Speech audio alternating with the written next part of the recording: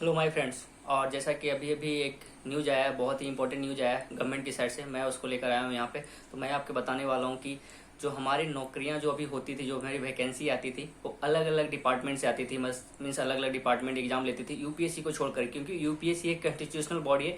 तो उसको आप भूल जाइए, उसको छोड़ दीजिए। उसके छोड़कर बाकी सारी जितनी नौकरियाँ आती थी, चाहे बैंक में हो, चाहे रेलवे हो, चाहे एसएससी हो, इन सारी नौकरियों के लिए अब क्या होगा, कॉमन एलिजिबिलिटी टेस्ट, उसकी मंजूरी सरकार की तरफ से मिल गई है। ये एक बहुत बड़ी खबर है कि हमारा जो कॉमन एलिजिबिलिटी टेस्ट, जो जब से मोदी गवर्नमेंट आई है इस पे बात कर रही थी, और उसको अब कैबिनेट की मंजूरी मिल गई है। तो मोस्ट प्रोबेबली ये एक साल के अंदर अंदर ये हमारे बीच में देखने को मिलेगा कि अब इसके अब कैसे एग्जाम होंगे नहीं होंगे, अब वो डिसाइड करेंगे। अब देखो, इस पे फायदा भी है और घाटा भी है। देखो, पहले फायदे की बात करते हैं। फायदे में ये होने वाला है कि आपको जो डिफरेंट डिफरेंट एग्जाम देने पड़ते थे, जैसे बैंक का एक अलग पैटर्न होता था, रेलवे का अलग पैटर्न होता था, एसएससी का अलग पैटर्न होता था, और डिफरेंट डिफरेंट वेरियस गवर्नमेंट की एग्जाम जो होती थी उनके अलग अलग पैटर्न होते थे, उनके एग्जाम देने पड़ते थे हमें। अब यहाँ पे क्या होगा, अभी आपको एक कॉमन एग्जाम देना पड़ेगा। अभी आपको डिफरेंट डिफरेंट एग्जाम आपको देने की जरूरत नहीं है, एक आप कॉमन एग्जाम दोगे। और जैसे ही एक कॉमन एग्जाम दोगे, सेकंड स्टेज के लिए आपको अप्लाई करना पड़ेगा। फिर आपको क्या होगा, सेकंड स्टेज जो होता था जहाँ पे सीबीटी 2 होते थे, वो आपको अभी भी देना है। मीन्स आपको एक एग्जाम क्लियर कर देंगे, तो फिर आपको डिफरेंट डिफरेंट एग्जाम के लिए सीबीटी 1 देने की जरूरत नहीं है। तो यहाँ पे आपके पैसे की भी बचत है और आपकी थोड़ी सी मेहनत की भी कदर होगी कि यहाँ पे आपको डिफरेंट डिफरेंट एग्जाम नहीं देने पड़ेंगे। एक बार आप अच्छे नंबर ले आओ, फिर बस डायरेक्टली आपको जिसमें जाना है उसकी बस सीबीटी 2 की प्रिपरेशन करो, और जब आएगी वैकेंसी उसको अप्लाई कर दो। तो इसकी देखो, इसकी कार्ड की कुछ वैलिडिटी भी होगी, 1 या 2 साल। अभी वो डिसाइड करेंगे। अभी कैबिनेट से मंजूरी मिली है, तो इस कैबिनेट से मंजूरी मिलने के बाद वो पूरा वर्क करेंगे कि हमें कैसे एग्जाम लेना है, कैसे क्या करना है, सब चीज यहाँ पे पूरे तरीके से ढंग से वो बातें करेंगे और देखेंगे कि एक किस तरह से हम इम्प्लीमेंट कर पा रहे या नहीं।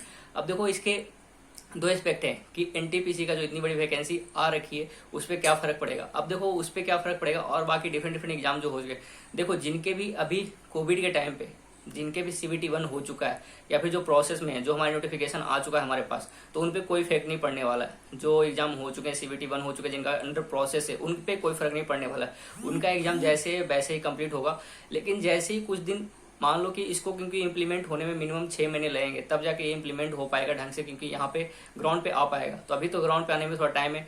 अब देखो, एनटीपीसी पे गवर्नमेंट क्या करती है नहीं करती है, वो तो उन पे डिपेंड करता है, क्योंकि एनटीपीसी का जो इतनी बड़ी वैकेंसी है उस पर क्या होने वाला है वो अब गवर्नमेंट देखेगी, क्योंकि इसका भी कोई प्रोसेस नहीं हुआ है। जो गवर्नमेंट क्या था, ये एक लॉलीपॉप था, उस लॉलीपॉप में हम लोग फंस गए। इलेक्शन के टाइम पे वो लॉलीपॉप दिया गया था, और उस लॉलीपॉप के अलावा ये कुछ नहीं था, इसीलिए हम यहाँ फंस चुके हैं। तो अभी इनमें क्या करना चाहते हैं, क्योंकि इसमें गवर्नमेंट ने कुछ प्रोसेस किया नहीं है, बस हमारा क्या, हमारा पैसा और हमसे डिटेल्स ले ली गई है, और उसके अलावा उसमें कुछ नहीं किया गया। 18 महीने हो गए बस बैठा हुआ है। तो शायद इसको और एक्सटेंड कर दिया जाए, 1 या 2 साल और एक्सटेंड कर दिया जाए, और ये बोला जाए कि हम डायरेक्टली कॉमन एलिजिबिलिटी टेस्ट के थ्रू ही इनको प्रोसेस करेंगे। तो ये भी हो सकता है, क्योंकि उनको लगभग 1.35 करोड़ के बच्चे हैं जो इनको एक साथ आपको एग्जाम देना पड़ेगा। तो ये यही कर सकते हैं कि वो डायरेक्टली मना कर देंगे कि मैं अभी एग्जाम नहीं लूंगा, और शायद 1 साल बाद जब ये पूरे प्रोसेस, जब कॉमन एलिजिबिलिटी टेस्ट का जब एग्जाम हो जाएगा और फिर से इनके इलेक्शन का टाइम आ जाएगा, तो उस टाइम तक हमारे प्रोसेस भी पूरे हो जाएंगे। तो शायद ये कर सकते हैं, क्योंकि एनटीपीसी में रियलिटी यही है कि कुछ नहीं हुआ है अभी तक।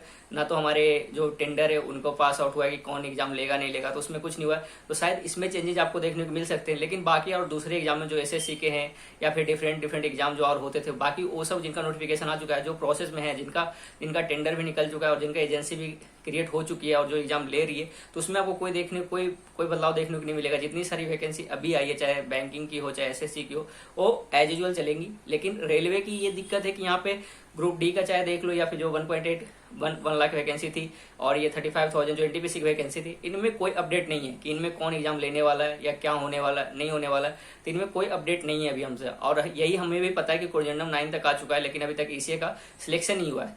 तो ये क्या करेंगे, मोस्ट प्रोबेबली यही करेंगे कि इनका अलग अलग एग्जाम लेने से अच्छा, क्योंकि नेक्स्ट ईयर से ये जो आया है हमारा कॉमन एलिजिबिलिटी टेस्ट सीईटी, जो अभी कैबिनेट से मंजूरी मिल गई है, मोदी सरकार से कैबिनेट से मंजूरी मिल गई है, तो मोस्ट प्रोबेबली यही करेंगे, कुछ वैकेंसी कम करके और ये डायरेक्ट उसी में डाल देंगे कि आप सीईटी के थ्रू ही आओगे। तो क्योंकि 2021 तक ये फाइनल होगा, सीईटी का एग्जाम स्टार्ट होगा, तो फिर 2022 तक एग्जाम प्रोसेस में लग जाएंगे 1 साल, 1 या 1.5 साल। क्योंकि फिर वहां पे जब कॉमन एलिजिबिलिटी टेस्ट होगा तो वो बहुत बड़ी, मतलब वहां पे जब सोचो कि एक नॉर्मल 1.35 करोड़ जब इसमें फॉर्म भरा है, जिसमें 35,000 है, इसमें बहुत सारे बच्चे नहीं भी भरते हैं, क्योंकि जो बैंक वाले होते हैं या फिर एसएससी वाले होते हैं, जो प्रॉपर जो होते हैं कि मुझे बैंक में जाना है या मुझे प्रॉपर एसएससी में जाना है, वो बच्चे कुछ बच्चे फॉर्म नहीं भरते हैं। तो वहाँ पे फिर बहुत ज़्यादा बच्चे वैकेंसी में बहुत सारा फॉर्म फिल होगा, जो कॉमन एलिजिबिलिटी टेस्ट होगा, तो उसमें लगभग 3 या 4 करोड़ के बच्चे फॉर्म डालेंगे। तो फिर कम से कम उसको एग्जाम लेने में 3 से 4 महीने लग जाएंगे, पूरा प्रोसेस होने में। तो सोचो वो फिर प्रोसेस होने में कितना टाइम लगेगा।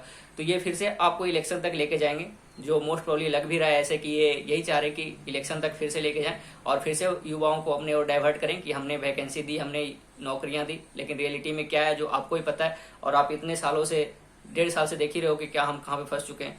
तो इस तरीके से देखो अब क्या होता नहीं होता वो तो डिपेंड करेगा, लेकिन ज़्यादातर आप यही डिमांड करना कि अब हमारा जो एग्जाम हो, जो हमने फॉर्म फिल किया है उसके वो नहीं जाए, वो हमारा अलग ही सेपरेट एग्जाम हो। जो एनटीपीसी का जो इस बार आया है वो हमारा सेपरेट एग्जाम हो। तो आप इसके लिए आपको इसको मुहिम चलाना पड़ेगा, क्योंकि आपका अगर जो एग्जाम नहीं होता है तो फिर कॉमन एलिजिबिलिटी टेस्ट में जाने की ज़्यादा चांसेज हैं, क्योंकि वो आएंगे, एक प्रेस कॉन्फ्रेंस करेंगे और बोल के निकल जाएंगे, उनसे उनका कोई घटा नहीं होगा। घटा किनका होगा? हमारा और कंपटीशन ज़्यादा बढ़ जाएगा, क्योंकि जो बच्चे एलिजिबल नहीं थे वो भी एलिजिबल हो जाएंगे और हमारा कंपटीशन बढ़ जाएगा। तो आप यही कैंपेन करो, ट्विटर पे कैंपेन करो, आप गवर्नमेंट को टैग करो, गवर्नमेंट से पूछो कि हमारा कब एग्जाम होगा, एग्जाम का डेट दे। नहीं देंगे, अगर जो आप इतने लीनियंट रहोगे ना तो कुछ नहीं होने वाला है, क्योंकि आज की डेट में इस गवर्नमेंट से कोई डिमांड नहीं करते हो कुछ भी, तो आपको कुछ नहीं मिलने वाला है। और सारा अगर एक बार प्राइवेटाइज हो गया चीज़ों को, धीरे धीरे प्राइवेटाइज जिस तरीके से प्राइवेटाइजेशन बढ़ रहा है रेलवे में या फिर और भी डिफरेंट डिपार्टमेंट में, एक बार अगर प्राइवेटाइजेशन की स्टार्ट हो गई तो पूरे सब चीज़ें बिक के रहेगा, क्योंकि पैसे चाहिए। नेक्स्ट गवर्नमेंट की कोई टेंशन होती नहीं है, नेक्स्ट गवर्नमेंट आएगा उसकी प्रॉब्लम होगी, वो समझे क्या करना नहीं करना है, हम तो अच्छे से खा पी कर जाएं, बस यही इनकी इंटेंशन होती है। जिस तरीके से लग भी रही है इस गवर्नमेंट की यही इंटेंशन है कि जैसे हम तो बस अच्छे से जी लें, हम तो देख लें कैसे करना है, बाकी क्या करना नहीं करना है तो वो डिपेंड करेगी, अगली सरकार आएगी वो देखेगी। तो जितना जल्दी हो सकता है आप डिमांड करो, सरकार से बातें करो, अपने मेंबर ऑफ पार्लियामेंट से बात करो कि ऐसे ऐसे प्रॉब्लम में आप कुछ आवाज़ उठाइए संसद में।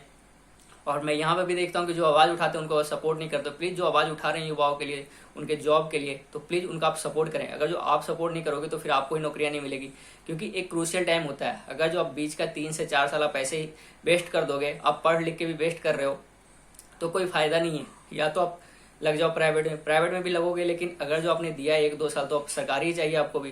तो यही मोस्ट प्रॉब्लम मैं यही बोलूँगा कि बस थोड़ा सा और कैंपेन चलाइए, ट्विटर पे, फेसबुक पे, जहाँ भी आप कैंपेन चलाना चाहते हो, लेकिन गवर्नमेंट से डिमांड कीजिए। अगर जो नहीं कीजिएगा तो आपका जो सारा एग्जाम है ना वो ढंग से प्राइवेटाइज हो जाएगा, तो फिर आपको मिल नहीं पाएगा। और ये जो इतनी बड़ी वैकेंसी है रेलवे और रेलवे की जो वैकेंसी है, इसको आप सीईटी में जाने से रोकिए, क्योंकि अगर कॉमन एलिजिबिलिटी टेस्ट में गया तो फिर बहुत ही लंबा खिंच जाएगा। फिर मैं बोल रहा हूँ इलेक्शन का फिर से एक ये इलेक्शन वादा हो जाएगा और इसमें कुछ नहीं होने वाला है, बस युवाओं का वादा और 2 करोड़ वैकेंसी, कुछ नहीं आया जो आप भी देख रहे हो।